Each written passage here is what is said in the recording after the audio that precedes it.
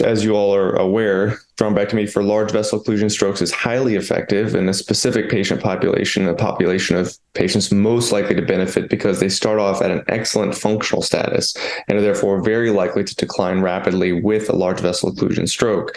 What we evaluated in this analysis of consolidated data from the CLEAR and Rescue Japan studies was an analysis of patients who had pre-existing mild to moderate disability, modified Rankin Scale scores of 2 to 4. So they required some help with ambulation and other needs, and looked at thrombectomy versus medical management in that patient population. And we see that the effect is preserved from thrombectomy versus medical management. So while the data are non-randomized, it does give us more insight that these patients can recover to their baseline level of function with a higher probability with treatment using thrombectomy than with medical management alone.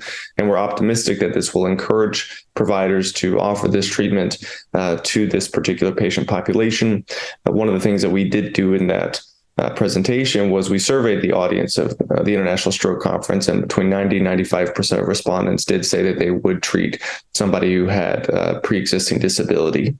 Honestly, I don't know what much further can be done other than to consolidate future observational cohort studies. And the reason why I don't think there is much further to do with this question is that I don't know there's equipoise in the higher level randomized clinical trial looking at this patient population. We think pretty confidently that thrombectomy benefits this patient population.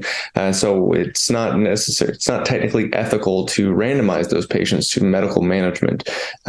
However, it is worthwhile to look into other specific subpopulations for which medical management and thrombectomy, there's unclear benefit or there's a heightened risk of treatment.